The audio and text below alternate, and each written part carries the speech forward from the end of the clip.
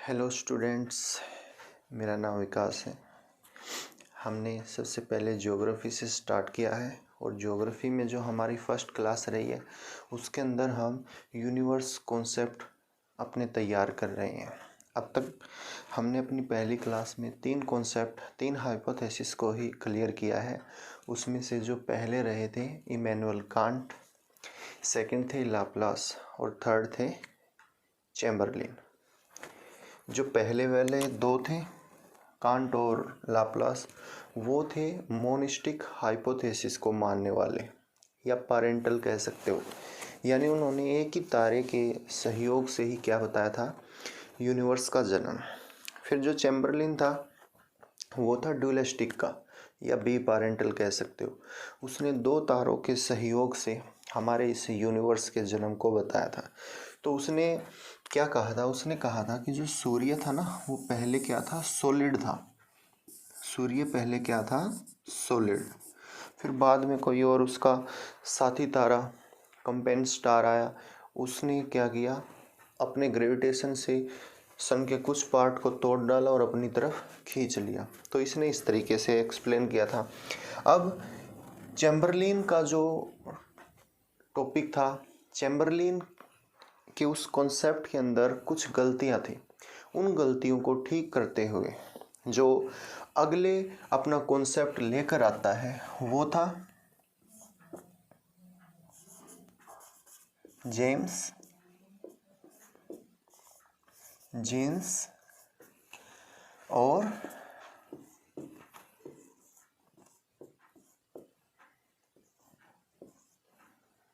Jefferies. James jeans और Jefferies,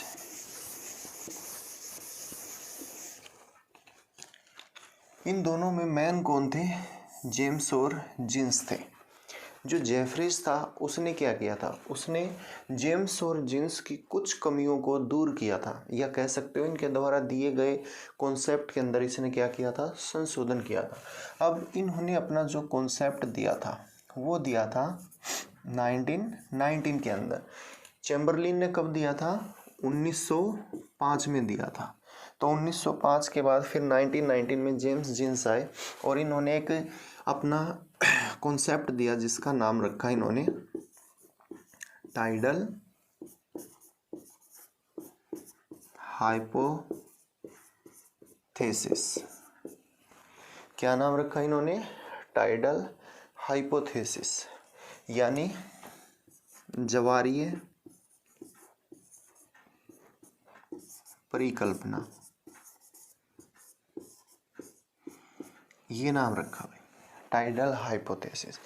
यानी जो टाइड होता है उसका आने का रीजन क्या होता है, ग्रेविटेशन फोर्स होता है ना। मून और सन दोनों के ग्रेविटेशन के कारण क्या होता है, टाइड बनता है। खासकर तब होते हैं ऊंचे टाइड जब ये तीनों एक सीधी रेखा में होते हैं, सूर्य, पृथ्वी और चंद्रमा।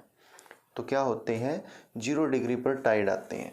तो इन दोनों का ग्रेविटेशन फोर्स सबसे ज़्यादा मून का ग्रेविटेशन काम करता है टाइड को और भी ज़्यादा हाइट देने में। तो ये ग्रेविटेशन फोर्स पर ही डिपेंड था। चैम्बरलिन ने क्या कहा था कि जो सन है ना, वो सन पहले क्या था, चैम्बरलिन ने कहा था वो सॉलिड था। लेकिन जेम्स जीन्स ने क्या कहा, इन्होंने कहा कि जो सन है ना वो स्टार्टिंग से ही क्या था, वो स्टार्टिंग से ही गैसीय अवस्था में था। यहां पे लिख देता हूं मैं, टाइडल हाइपोथेसिस। इन्होंने कहा कि जो सन था वो स्टार्टिंग से ही किस रूप में था, गैस रूप में था। ठीक है। फिर उसने कहा कि कोई साथी तारा, मैं यहाँ पे बना देता हूँ, साथी तारे को बोलते हैं कंपेन स्टार, यानी साथी तारा। उसने कहा कि कोई कंपेन स्टार आया और वो सन के पास से गुजर रहा था।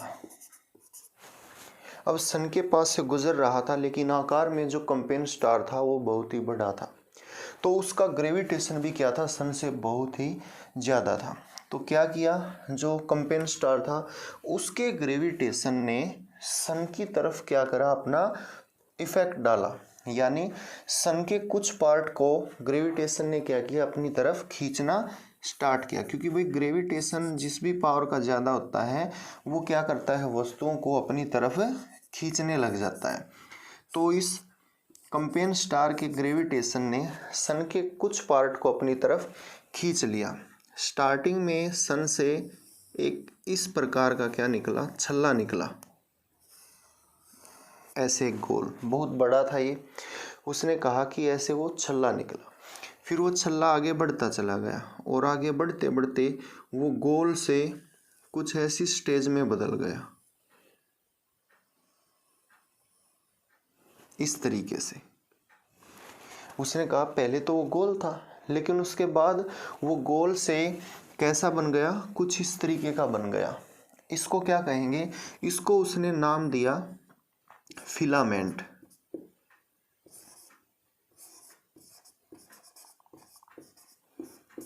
इसको उसने क्या नाम दिया, फिलामेंट नाम दिया।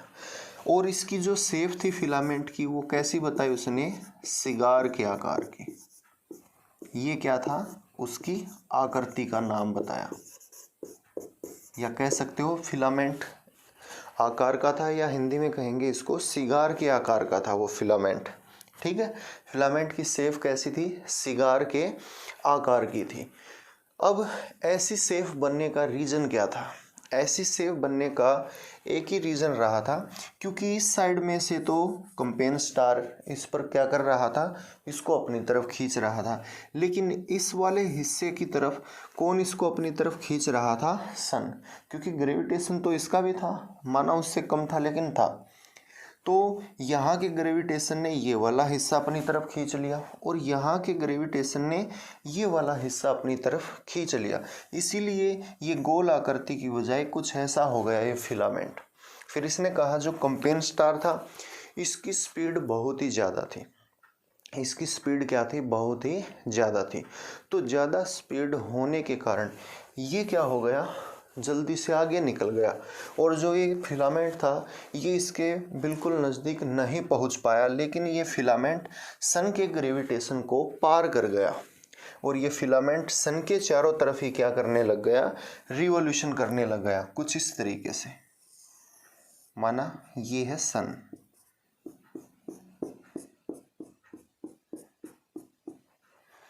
और ये बन गया वो फिलामेंट।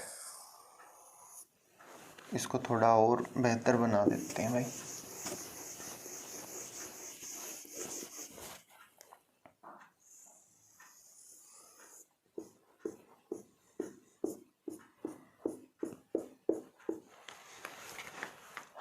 यहाँ पे माना बन गया हमारा वो फिलामेंट, कुछ ऐसे आकार का।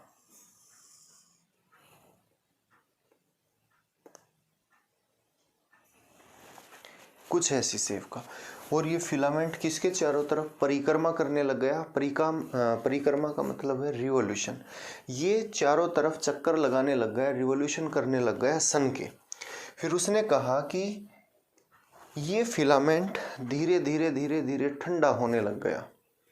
अब ठंडा होने के बावजूद ये जो गैस थी ये क्या होने लग गई, संकुचित होने लग गई। संकुचित का मतलब है ये सिकुड़ने लग गया, और सिकुड़ने से ये टूटने लग गया, और टूटने पर ये कुछ ऐसी शेप में बदलता चला गया।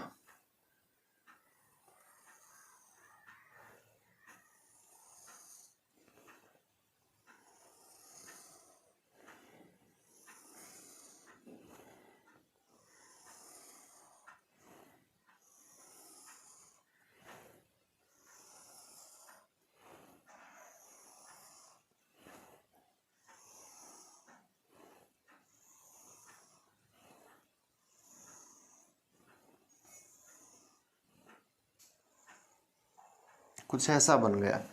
1 2 3 4 5 6 7 8।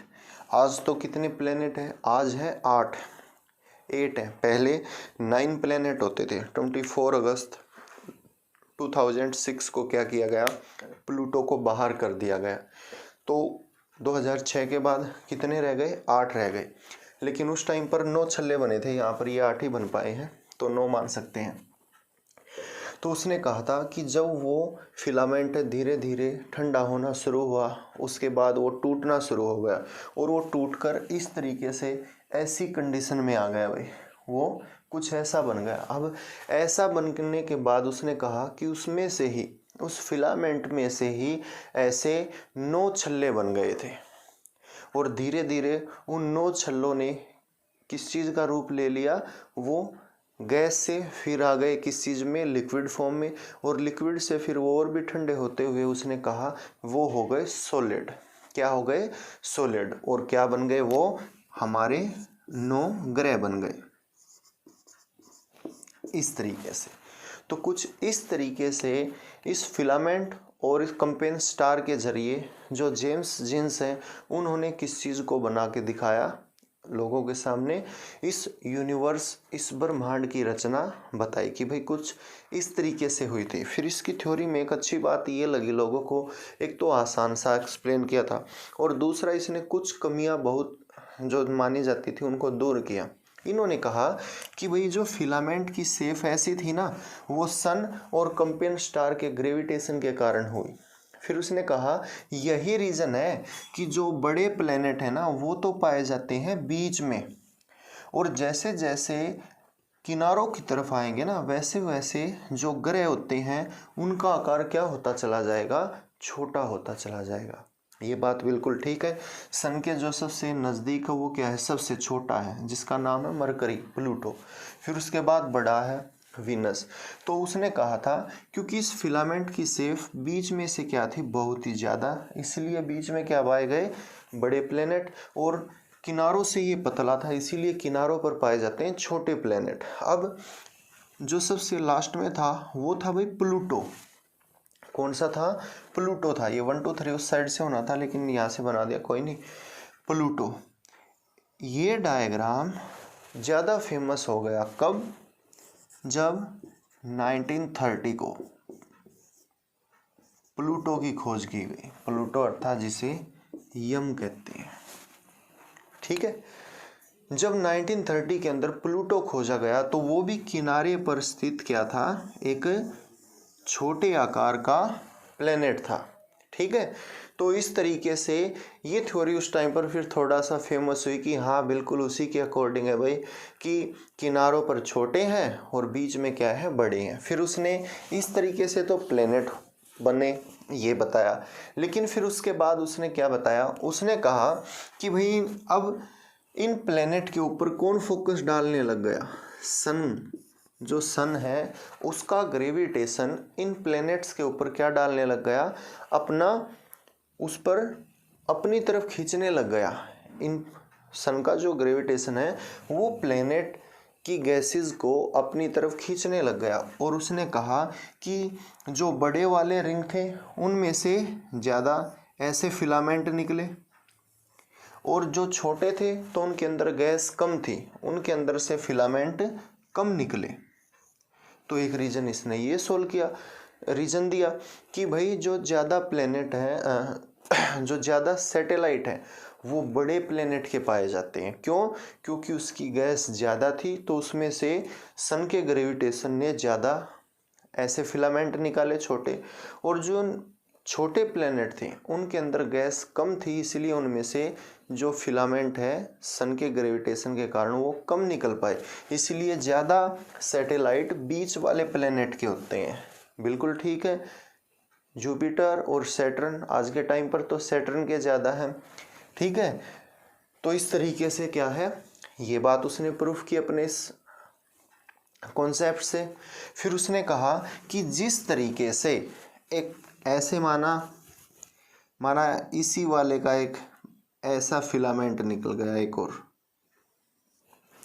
उसने कहा कि फिर वो फिलामेंट वो भी टूटने लग गया धीरे धीरे।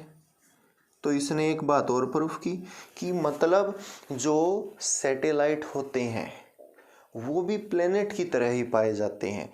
बड़े सैटेलाइट होते हैं बीच में और छोटे वाले सैटेलाइट कहाँ पर होते हैं? किनारों की तरफ होते हैं।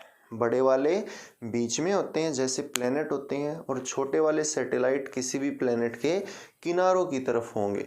क्यों? क्योंकि वहाँ पर भी वो फिलामेंट ग्रेविटेशन के कारण उसी सिगार के आकार में आ गया। तो इस तरीके से भाई क्या किया था, जेम्स जीन्स ने अपनी इस थ्योरी को एक्सप्लेन किया था। फिर ये थ्योरी काफ़ी मानी गई, काफ़ी इसकी वैल्यू बनी। लेकिन फिर कुछ समय बीतने के बाद धीरे धीरे जो दूसरे साइंटिस्ट थे ना, उन्होंने इस थ्योरी पर क्या किया, ऑब्जेक्शन उठाना शुरू कर दिया। ऑब्जेक्शन कैसे उठाया? उन्होंने कहा कि भाई जैसे मरकरी है, मरकरी का जो डिस्टेंस है वो ठीक है सन से भाई, लेकिन अगर इस फिलामेंट से ही बने हैं तो इनका जो डिस्टेंस है ना वो दुगना होना चाहिए भाई। वीनस का मरकरी से दुगना, फिर अर्थ का वीनस से दुगना, दोगुना, इस तरीके से होना चाहिए। लेकिन यहाँ पर तो किसी का 2 गुना है तो किसी का उससे 300 गुना ज़्यादा है, किसी का उससे 1000 गुना ज़्यादा है। तो दूरी को लेकर काफ़ी क्या होने लग गए, ऑब्जेक्शन उठने लग गए। तो इसी थ्योरी में जो गलतियां बताई जा रही थी बाद में, उन गलतियों को दूर करते हुए क्या किया गया था, यहाँ पर जो जेफरीज था फिर उसने बाद में अपना कॉन्सेप्ट दिया। और जो जेफरीज है उसने भाई 1929 के अंदर इस जेम्स जीन्स के द्वारा दी गई हाइपोथेसिस के अंदर क्या किया था, अमेंडमेंट्स किया था, संशोधन किया था। इसने दूरी की प्रॉब्लम को सॉल्व करते हुए कहा था कि भाई एक तारा तो सन था और दूसरा एक और था कंपेन स्टार। इसने कहा कि सन से अलग एक तारा नहीं। किसने? जेफरीज ने कहा कि एक तो सन था, फिर एक उसका साथी तारा था। उसने कहा उस साथी तारे से अलग एक और तारा भी था इस ब्रह्मांड के अंदर।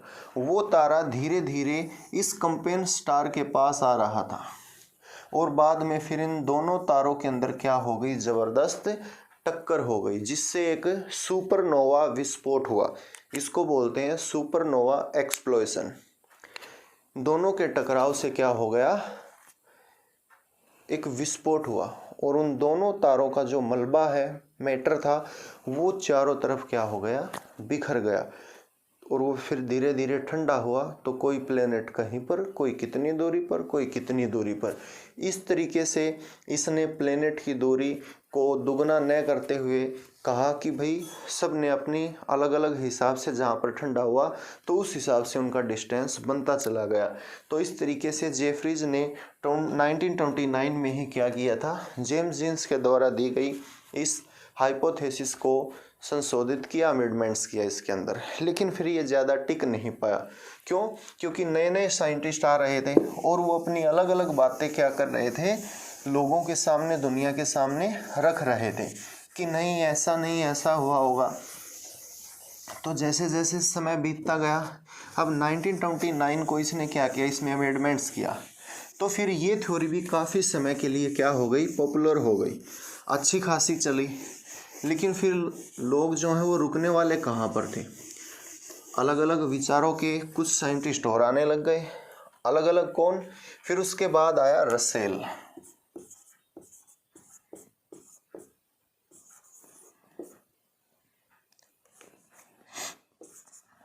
ये था रसेल।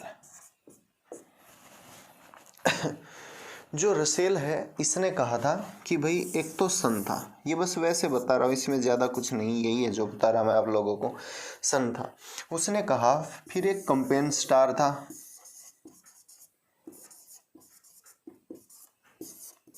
ये हो गया भाई। उसने कहा फिर एक और उससे भी विशाल का एक और तारा था, एक और स्टार था, यानी सूर्य से अलग 2 तारे थे। इसका आकार इससे भी काफ़ी बड़ा था। तो इसका मतलब जो इसका ग्रेविटेशन है वो क्या था भाई, वो इससे भी बहुत ज़्यादा था। इसने कहा कि जो दूसरे वाला था ना, उसका जो ग्रेविटेशन है वो कंपेन स्टार से भी क्या था, ज़्यादा था। क्यों? क्योंकि वो आकार में कंपेन स्टार से भी बड़ा था। तो इसके ग्रेविटेशन ने इसके मैटर को क्या किया भाई, अपनी तरफ खींचना स्टार्ट किया। और इसने कहा कि कंपेन स्टार में से इस तरीके से कुछ मैटर बाहर निकला और वो इस वाले स्टार के पास जा रहा था। फिर उसने कहा कि इस तरीके से फिर बाद में ये इससे अलग हुआ। अब अलग होने के बाद वो भी कुछ इस तरीके से बन गया और इस तरीके से फिर उसमें से फिर बाद में क्या हो गए, प्लेनेट बन गए। तो इस तरीके से इसने इस थ्योरी को दिया, लेकिन फिर इस थ्योरी की आलोचना हुई, ये ज़्यादा नहीं चली, थोड़ी बहुत चली थी। इसके अंदर कमियां निकाली गई बहुत सारा। उसने कहा कि भाई चलो ठीक है, एक और था, उसके ग्रेविटेशन ने इसके कुछ पार्ट को अपनी तरफ खींच लिया और प्लेनेट बन गए। फिर लोगों ने पूछा, दूसरे साइंटिस्टों ने उससे सवाल किया कि भाई जो कंपेन स्टार था वो कहाँ पे गायब हुआ फिर, और जो दूसरा एक और स्टार था वो कहाँ पे गायब हुआ। इस चीज़ का वो कोई उनको आंसर ही नहीं दे पाया। अब आंसर नहीं दे पाया तो रसेल की थ्योरी वहीं पे क्या हो गई, फ्लॉप हो गई। वहीं पे क्या हो गई, फ्लॉप हो गई। फिर कुछ समय के बाद जेम्स जीन्स की थ्योरी को ही लोग मानते रहे, रसेल की थ्योरी फ्लॉप हो गई। अब इसके बाद में क्या हुआ, फिर अलग से एक और साइंटिस्ट आते हैं, इसका नाम था भाई हॉयल और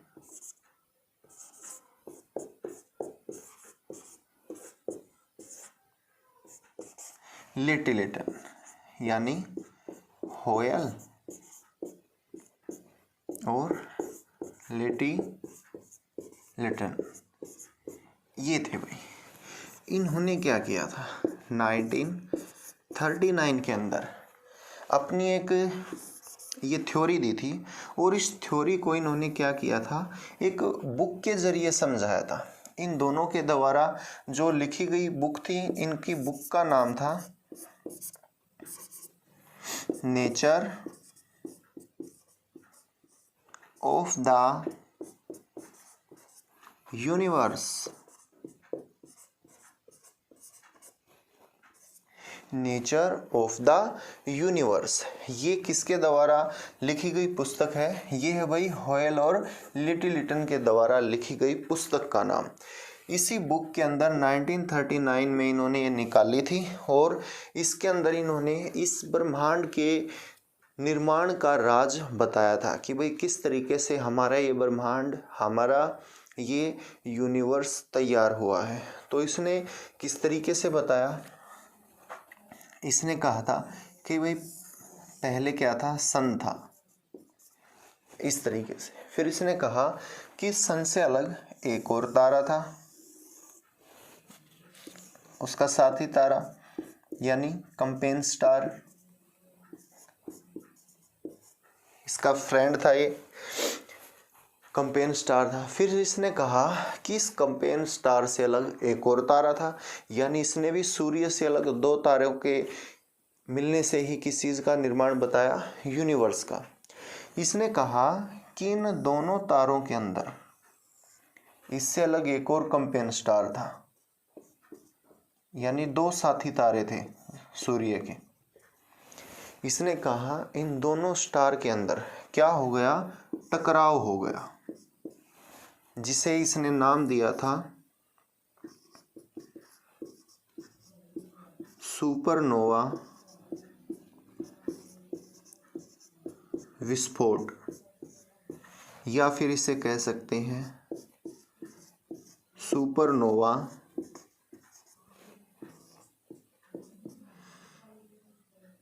एक्सप्लोजन।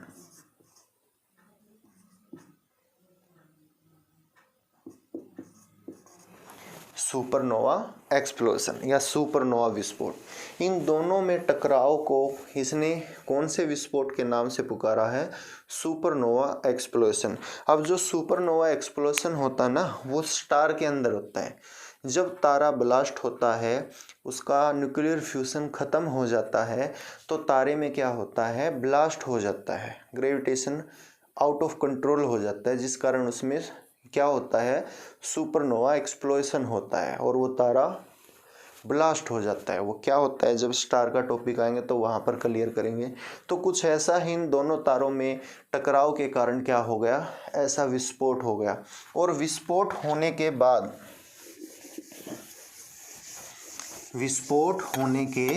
बाद वो जो गैसेज हैं वो सन के चारों तरफ फैल गई भाई।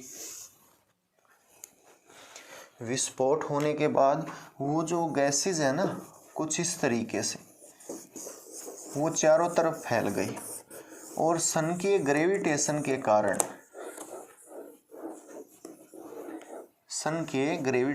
कारण क्या हुआ, वो उसके चारों तरफ ऐसे क्या करने लग गई, चक्कर लगाने लग गई। इस तरीके से सन के चारों तरफ ऐसे रिवॉल्यूशन करने लग गई। फिर इसने बताया कि धीरे धीरे क्या हुआ, इन्हीं एक्सिस के अंदर, इन्हीं गैसों के अंदर इस तरीके से वो गैस ठंडी होती गई और क्या बनते चले गए, प्लेनेट बनते चले गए। वो ठंडी होती चली गई और किस चीज़ का निर्माण होने लग गया, ग्रह का निर्माण हुआ, प्लेनेट का निर्माण हुआ। ठीक है। उसने कहा कि जब ये टकराव हुआ तो उसमें जो पार्टिकल मौजूद थे ना, कण जिन्हें बोलते हैं, उन कणों का एक जगह पर जमाव होने लग गया। अब जमाव होने से ही प्लेनेट बन गए, जो छोटे वाले थे उनसे सैटेलाइट बन गए। तो इस तरीके से इसने क्या कहा था कि हमारे प्लेनेट तैयार हुए और वो सन के चारों तरफ क्या करते रहते हैं, रिवॉल्यूशन करते रहते हैं। तो कुछ इस स्टाइल में होयल और लिटिलटन ने क्या किया था, अपना ये हाइपोथेसिस जो है वो क्लियर किया था। इस तरीके से इन्होंने इसको एक्सप्लेन किया, बताया। अब कुछ समय के लिए ये थ्योरी चली, लेकिन भाई इसके बावजूद थोड़ा ही टाइम चला था, एक और साइंटिस्ट आ गया, उसने अपनी थ्योरी दी। उसकी थ्योरी को अच्छा खासा माना गया, उसकी थ्योरी कुछ समय के लिए बेहतर चली थी इन सब से। अब जैसे होयल ने इन्होंने ये थ्योरी दी थी, इस थ्योरी को देने का एक ही मकसद था, ये जो दूसरे साइंटिस्ट थे, दूसरे लोग थे, वो प्लेनेट के डिस्टेंस को लेकर आवाज़ उठा रहे थे। तो इस तरीके से ये उस दूरी की समस्या को क्या कर रहे थे, सोल्व कर रहे थे। लेकिन कुछ समय के लिए चलता था, उसके बाद ये उसमें क्या हो जाते थे, फेल हो जाते थे। फिर आ गया एक और साइंटिस्ट, ओटो श्मिड।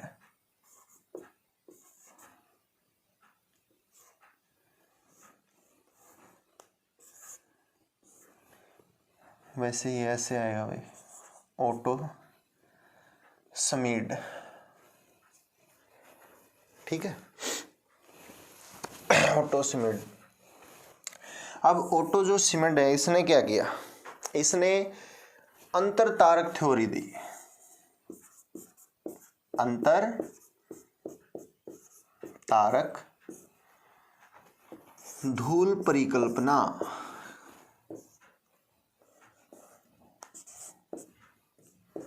धूल परिकल्पना, इस नाम से क्या दी थी इसने, अपनी हाइपोथेसिस दी थी। यानी इसको इंग्लिश में बोलते हैं interstellar dust hypothesis. Interstellar dust hypothesis. इस तरीके से इसने क्या किया था, अपना ये हाइपोथेसिस दिया। और ये जो हाइपोथेसिस है, इसने 1943 के अंदर दिया था भाई। अब इस कॉन्सेप्ट के बेस पर इसने किस चीज़ को सोल्व किया, इस कॉन्सेप्ट के बेस पर इसने बताया था कि भाई ऐसा कोई विस्फोट नहीं हुआ। उन्होंने क्या कहा, स्टार था सन, फिर सन से अलग दो और कंपेन स्टार थे, उनके अंदर ब्लास्ट हुआ, कोई उस पर ग्रेविटेशन इफेक्ट डाल रहा है। तो इस तरीके से इन्होंने क्या किया, अलग अलग हर तरह के लोग आए अपनी सोच लेकर, लेकिन इसने उन सब से अलग ये थ्योरी दी। इसने कहा कि ऐसा कोई विस्फोट नहीं हुआ था, हमारे इस ब्रह्मांड के अंदर, हमारे इस यूनिवर्स के अंदर पहले से ही एक तस्तरी मौजूद थी। पहले से ही क्या थी, एक तस्तरी थी।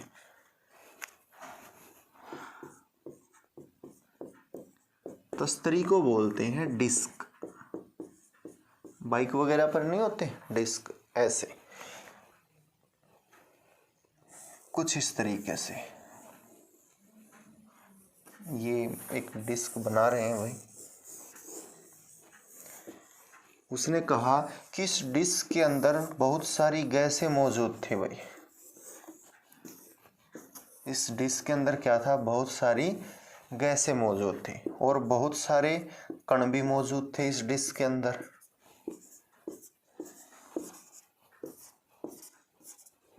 कुछ इस तरीके से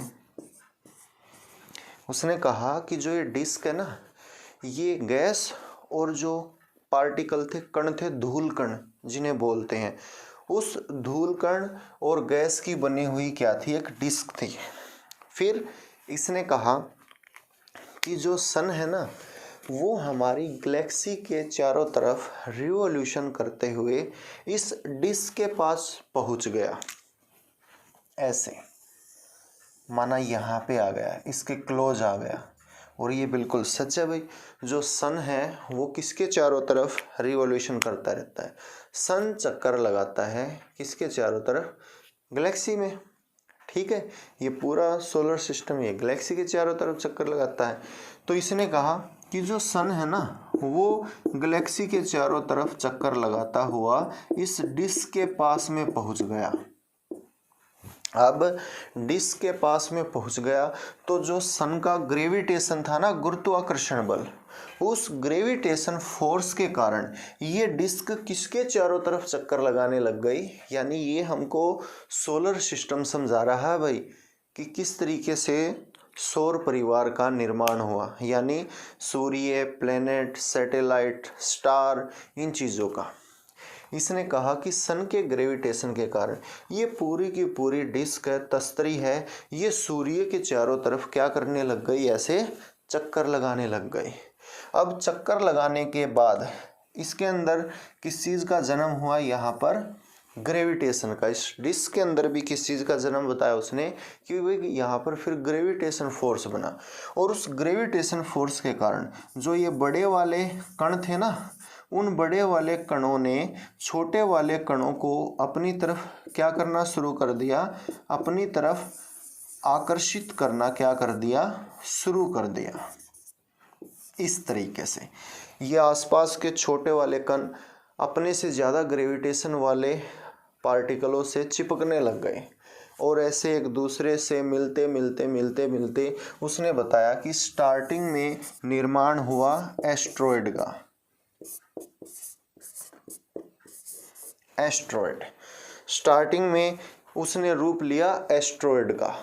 ठीक है, फिर उसने कहा कि आकार बढ़ता गया तो उसके साथ में ग्रेविटेशन पावर भी बढ़ती चली गई। मतलब जैसे जैसे आकार बढ़ा वैसे वैसे ग्रेविटेशन पावर भी बढ़ेगी, बिल्कुल सच है। तो जितना ग्रेविटेशन बढ़ेगा उसने उतनी दूर तक के और वाले पार्टिकलों को अपनी तरफ क्या करना शुरू कर दिया, खींचना शुरू कर दिया। और जो पार्टिकल दूर थे उन्होंने ज़्यादा साइज न होने के कारण, ज़्यादा ग्रेविटेशन पावर न होने के कारण उन्होंने क्या किया, उन्होंने कम पार्टिकलों को अपनी तरफ खींचा। तो जो इस प्रक्रिया द्वारा जो बड़े चट्टानी टुकड़े बने, बड़े पत्थर बने, वो तो क्या हो गए फिर एस्ट्रॉयड से किस चीज़ में बदल गए, वो बदल गए प्लेनेट के अंदर।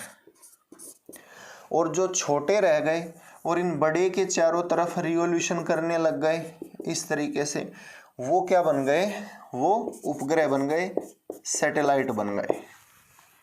तो इसने कहा कि इस तरीके से उस तस्तरी के अंदर ऐसे 9 गोले बने भाई, ऐसे 9 गोले बने।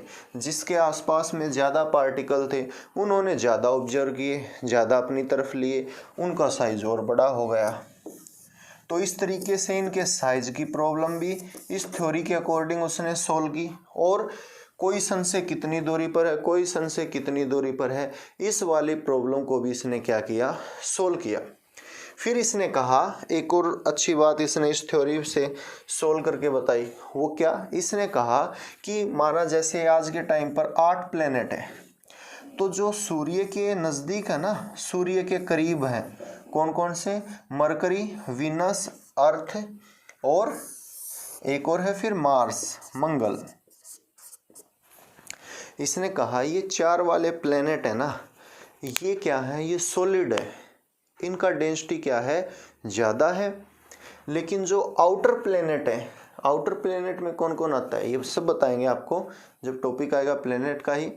आउटर प्लेनेट में जुपिटर होता है, सैटर्न होता है, यूनिवर्स होता है, ठीक है, और यूरेनस होता है, और नेपच्यून होता है, ठीक है। बृहस्पति, शनि, अरुण और वरुण ये होते हैं गैसियस स्टेज में, गैस के बने हुए, और ये क्या है, सॉलिड है, धातु वगैरह इन चीज़ों के, सिलिकेट वगैरह इन चीज़ों के पदार्थों के ये बने हुए होते हैं। तो इसने कहा कि पहले वाले इतने भारी हैं और आउटर है वो है तो साइज में बहुत बड़े लेकिन हल्के हैं बहुत ज़्यादा। तो उस वाली प्रॉब्लम को भी इसने सोल्व किया। इसने कहा कि जो सन का ग्रेविटेशन फोर्स था ना, उस सन के ग्रेविटेशन फोर्स ने जब ये ठंडे हो रहे थे तो पहले वाले जो 4 प्लेनेट है वो बाकी के 4 प्लेनेट से तो सन के नज़दीक है, तो सन का ग्रेविटेशन इन चारों पर ज़्यादा इफेक्ट डालता है, और इस सन के ग्रेविटेशन ने इन चारों की गैसेस को क्या किया, ज़्यादा से ज़्यादा मात्रा में अपनी तरफ खींच लिया, और यहाँ पर जो सॉलिड पदार्थ रह गए वो यहीं पर रह गए। फिर इसने कहा गैस से धीरे धीरे ये ठंडे होकर किस चीज़ में बदल गए, द्रव्य में, लिक्विड में बदल गए भाई। फिर इसने कहा अब जैसे कोई भी बर्तन है, हम किसी बर्तन में पानी को लेते हैं, उसमें जो हल्की चीज़ें होंगी वो तो पानी के ऊपर तैरेंगी, और जो भारी चीज़ें होंगी वो क्या होंगी, डूब जाएंगी ना पानी में। तो उसने कहा कि जब ये लिक्विड फॉर्म में आया ना तो हल्की चीज़ें थी जैसे सिलिकॉन, एल्यूमिनियम, मैग्नीशियम, ये चीज़ें क्या हो गई, इनके ऊपर तैरती रही, और जो भारी धातुएं थी वो क्या हो गई, इनके सेंटर में, इनके कोर में चली गई। कोर मतलब केंद्र, क्रोड में चली गई। और फिर धीरे धीरे जैसे पृथ्वी का एग्जाम्पल लेते हैं, फिर पृथ्वी धीरे धीरे लिक्विड फॉर्म से किस चीज़ में आ गई, वो सॉलिड होने लग गई, और वो चीज़ें वहीं पर जमा होने लग गई। आज जैसा कि देखा जाता है जो हल्की धातुएं हैं हमारी अर्थ पर, सिलिकॉन, एल्यूमिनियम, मैग्नीशियम है, ये सभी ऊपर वाली सतह में पाई जाती हैं, और जो आयरन है वो पृथ्वी के केंद्रीय भाग में पाया जाता है। तो यहाँ पर भी इस थ्योरी ने अपने आप को क्या किया, अच्छा खासा साबित किया। तो इससे काफ़ी प्रॉब्लम सॉल्व हो रही थी, और सॉल्व होते हुए क्या किया था, इस थ्योरी को काफ़ी समय तक अच्छा खासा माना गया। लेकिन इसके बावजूद भी और भी साइंटिस्ट आए जो आप अपनी थ्योरियों को अलग अलग तरीके से क्या कर रहे थे, एक्सप्लेन कर रहे थे, बता रहे थे, लेकिन कोई भी इस थ्योरी को ज़्यादा फ्लॉप करने में कामयाब नहीं हुआ। तो ओटो श्मिड है, इसके द्वारा दी गई जो ये थ्योरी है, ये हटेगा भैया, ओटो जो श्मिड है इसके द्वारा दी गई जो ये थ्योरी है इंटरस्टेलर डस्ट, ये थ्योरी काफ़ी फेमस हुई, काफ़ी मानी गई। फिर कुछ समय बीतने के बाद जो आज के टाइम में आपकी लेटेस्ट थ्योरी है वो आई, जिसका नाम रखा गया है बिग बैंग थ्योरी। इसे कहा जाता है क्या, हिंदी में महाविस्फोट सिद्धांत।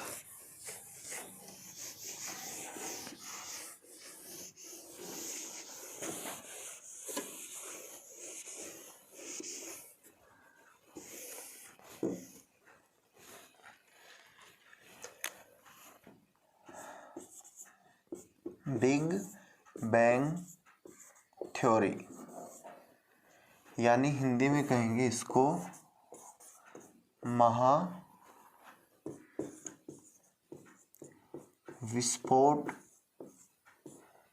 सिद्धांत।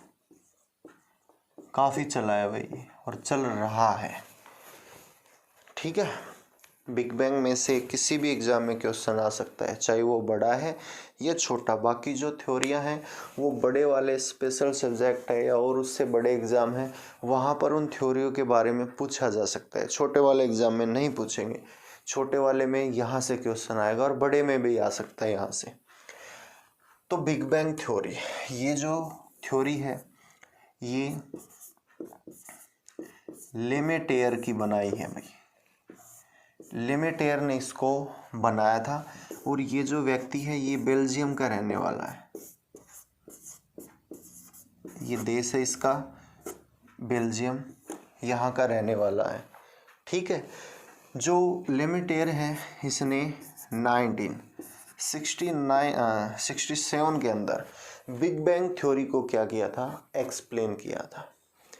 बिग बैंग थ्योरी को किसने एक्सप्लेन किया था, लेमेटेयर ने। और कब किया था, 1967 को इसने क्या किया था, बिग बैंग थ्योरी को एक्सप्लेन किया था। अब जो है बिग बैंग थ्योरी वो मानी कैसे गई इतनी ज़्यादा। बिग बैंग थ्योरी जो है क्या हुआ था, 1927 की बात है भाई। एक टेलीस्कोप बनाया गया जिसका नाम है हब्बल टेलीस्कोप। हब्बल टेलीस्कोप ये है भाई इसका नाम। इसकी जो निर्माण है वो एडविन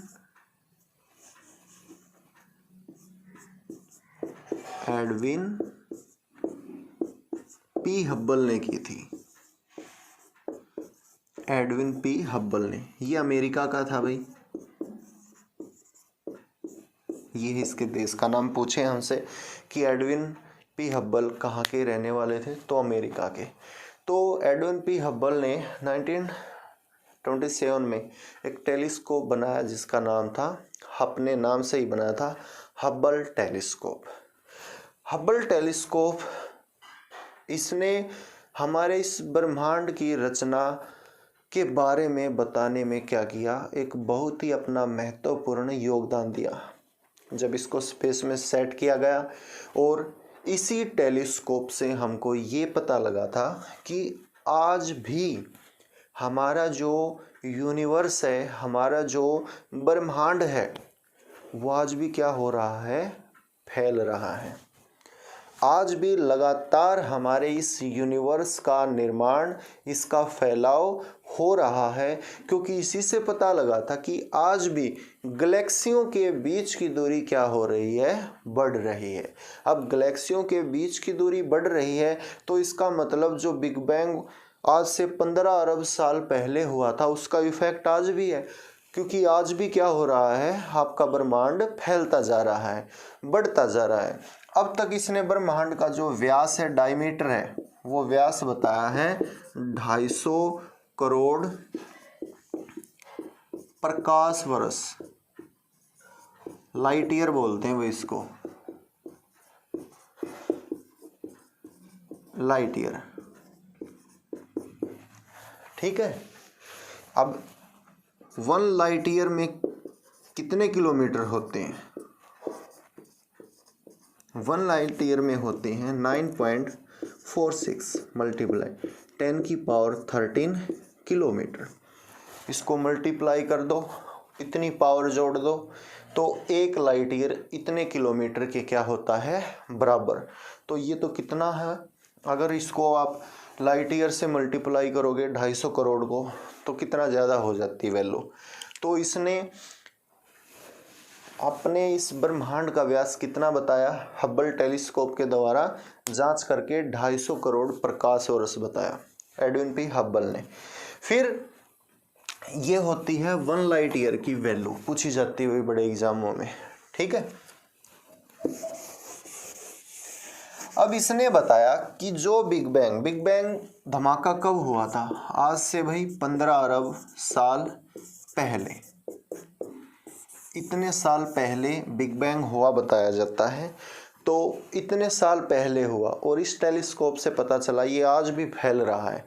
अगर आज भी ये फैल रहा है तो आज से 15 अरब साल पहले इसने कहा था कि ये सभी गैलेक्सियां इकट्ठी थी, सारी की सारी गैलेक्सियां क्या थी, इकट्ठी थी। अब एक गैलेक्सी का डेंसिटी घनत्व बहुत ज़्यादा होता है ना, और पहले तो ये सारी की सारी गैलेक्सियां एक ही गैलेक्सी के रूप में थी, तो इसका मतलब भाई उस वाली गैलेक्सी का डेंसिटी तो इससे कई गुना ज़्यादा होगा। तो इसने कहा कि सारी गैलेक्सियां इकट्ठी थी, जिसको इसने एक पॉइंट कहा है, और इस वाले पॉइंट को इसने नाम दिया है point of gravitational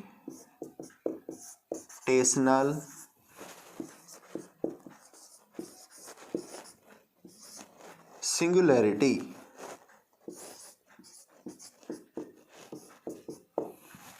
point of gravitational singularity, क्योंकि ये एक गुरुत्वाकर्षण का बहुत ही बड़ा केंद्र था। इतना ज़्यादा गुरुत्वाकर्षण था कि इसने सारी गैलेक्सियों को एक पॉइंट के रूप में समेट कर रखा था। अब यहाँ का डेंसिटी हद से ज़्यादा था, तो उस डेंसिटी के कारण इस पॉइंट के अंदर क्या हो गया, एक बहुत ही भयंकर विस्फोट हो गया, जिसे क्या नाम दिया गया, बिग बैंग नाम दिया गया।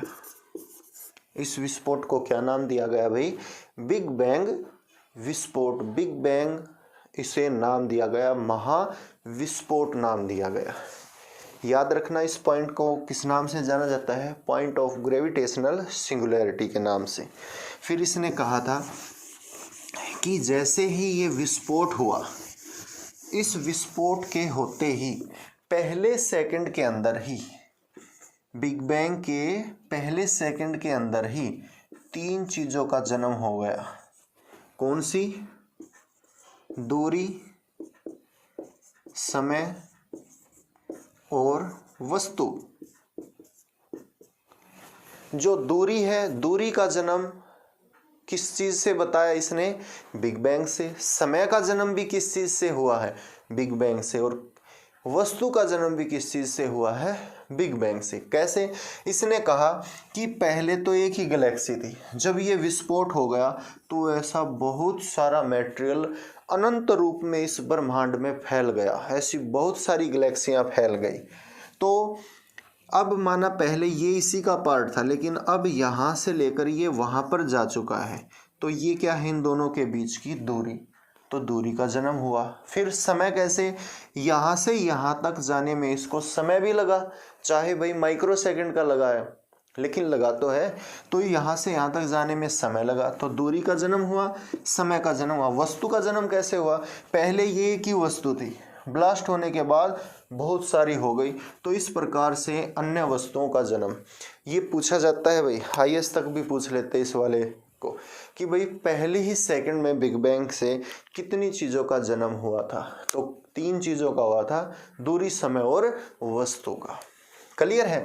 फिर जैसे हम पानी को किसी बर्तन में गर्म करते हैं, वो पूरा उबल गया, और हम जैसे ही गैस को स्टॉप करते हैं, जैसे ही हमने गैस को बंद किया, उसी सेकंड से ही उस पानी का टेम्परेचर क्या होने लग जाएगा, गिरने लग जाएगा।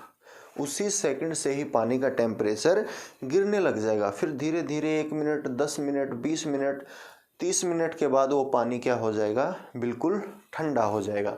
ऐसा नहीं होता कि 10-20 मिनट होने के बाद अचानक से वो ठंडा हुआ, नहीं, पहले सेकंड से उसका टेम्परेचर गिरना शुरू हो जाता है। फिर इसने कहा कि पहले सेकंड में इन 3 चीज़ों का जन्म हुआ। फिर इसने कहा कि पहले सेकंड से ही हमारे इस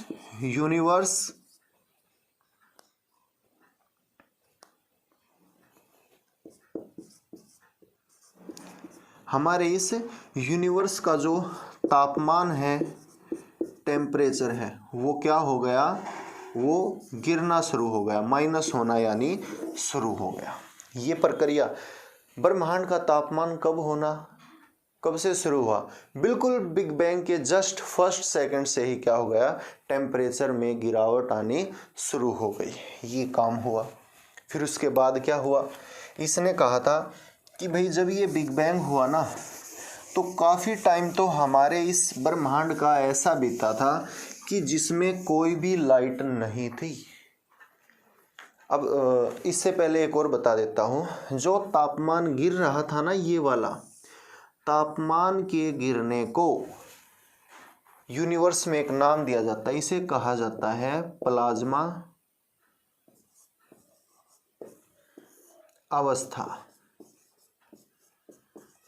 नाम दिया जाता है प्लाज्मा अवस्था।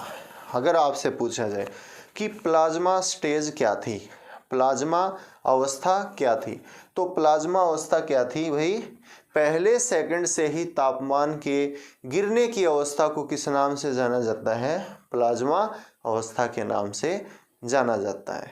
ठीक है, तो ये थी प्लाज्मा अवस्था। फिर इसने कहा कि बहुत सारा टाइम ऐसा बीता जब हमारा ब्रह्मांड का निर्माण हुआ जिसमें हमारे ब्रह्मांड में कोई भी किसी भी प्रकार की रोशनी नहीं थी। तो बताया जाता है 4 लाख साल तक हमारे इस ब्रह्मांड में रोशनी का जन्म नहीं था, यानी जो प्रकाश है, लाइट है, वो नहीं थी, प्रकाश नहीं था। कितने टाइम तक? स्टार्टिंग के 4 लाख साल तक। तो इस समय को कहा जाता है भाई डार्क टाइम। क्या कहते हैं? डार्क टाइम के नाम से इसे जाना जाता है। तो याद रखना, डार्क टाइम कब तक चला था? डार्क टाइम चला था 4 लाख साल तक। इन 4 लाख साल तक हमारे इस ब्रह्मांड में कोई भी रोशनी नहीं थी। क्लियर? फिर इसके बाद यहाँ पर क्वेश्चन आया एक और निकल कर कि भाई इन 4 लाख साल तक कोई प्रकाश तो नहीं था, लेकिन जो फंडामेंटल पार्टिकल थे, फंडामेंटल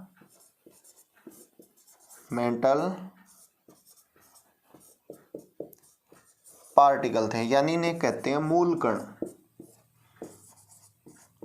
और ये कौन कौन से होते हैं? वो होते हैं प्रोटॉन व न्यूट्रॉन। प्रोटॉन और न्यूट्रॉन। इसने कहा इन 4 लाख साल तक फंडामेंटल पार्टिकल का जन्म हुआ, मूल कणों का जन्म हुआ, प्रोटॉन न्यूट्रॉन का जन्म हुआ। फिर धीरे धीरे ये प्रोटॉन न्यूट्रॉन है बहुत तेजी से गति करने लग गए और इसी कारण 4 लाख साल के बाद पहले अणु का निर्माण हुआ जिसका नाम हाइड्रोजन था। पहला अणु 4 लाख साल के बाद बना इनकी तीव्र गति के कारण, जो क्या था? हाइड्रोजन। फिर इसने कहा कि ये हाइड्रोजन फिर धीरे धीरे हीलियम में बदलना शुरू हो गया, हीलियम में बदला और इस प्रक्रिया को कहते हैं न्यूक्लियर फ्यूशन। इसे बोलते हैं न्यूक्लियर फ्यूशन। न्यूक्लियर फ्यूशन यानी इसे हिंदी में कहते हैं नाभिकीय संलयन। क्या बोलते हैं? नाभिकीय संलयन। हाइड्रोजन जब धीरे धीरे हीलियम में बदलता है तो ये क्या कहलाती है? न्यूक्लियर फ्यूशन के नाम से जानी जाती है। तो इस तरीके से जो हमारा सूर्य है ना, सूर्य के अंदर भी जो इतनी एनर्जी बनती है, हिट बनती है, वो इसी कारण बनती है क्योंकि सन के अंदर हाइड्रोजन हीलियम में आज भी क्या हो रहा है? चेंज हो रहा है। तो न्यूक्लियर फ्यूशन से इतनी पावर होती है। तो इस तरीके से हमारे ब्रह्मांड में 4 लाख साल के बाद पहले तारे का जन्म हुआ और फिर देखते ही देखते बहुत सारे तारों का हमारे इस ब्रह्मांड में क्या होने लग गया? जन्म होने लग गया। और 4 लाख साल के बाद जो डार्क टाइम है वो क्या हो गया? फिर खत्म हो गया। तो इस तरीके से इसने बिग बैंग को एक्सप्लेन किया है। फिर इसी बिग बैंग से ही इसने किस तरीके से हमारा सोलर सिस्टम बना, किस तरीके से गैलेक्सियां बनी, किस तरीके से क्लस्टर बने, सुपर क्लस्टर बने, किस तरीके से स्टार बने, वगैरह वगैरह, हर चीज़ को क्या किया गया फिर यहाँ पर बताया गया है। तो इसीलिए जो बिग बैंग थ्योरी है इसको मान्यता दी जाती है आज के टाइम में। तो बिग बैंग थ्योरी काफ़ी पॉपुलर है। किस तरीके से प्लेनेट बने हैं, किस तरीके से स्टार बने, कुछ और भी बातें आएंगी कि भाई जब गैलेक्सियां बन रही थी तो उसमें कुछ ब्लैक होल भी पाए जाते हैं, कुछ डार्क मैटर भी पाए जाते हैं। क्या ब्लैक होल होता है, क्या डार्क मैटर होता है, जो भी होगा ये सिस्टम हम अपनी अगली क्लास में इसको क्लियर करेंगे। तो आज के लिए इतना काफ़ी है हमारी क्लास में। जो जितने भी कॉन्सेप्ट हुए हैं वो आज हमने यहाँ पर क्लियर किए हैं। जो बिग बैंग रहता है वो अब हम अपनी अगली क्लास में करेंगे। तो इसी के साथ हमारी ये क्लास है जो ख़त्म होती है और अपनी आने वाली क्लासेस के लिए चैनल को सब्सक्राइब कीजिए और बेल आइकन दबाइए ताकि आप लोगों को आने वाली क्लासेस के बारे में पता चलता रहे। Okay, thank you.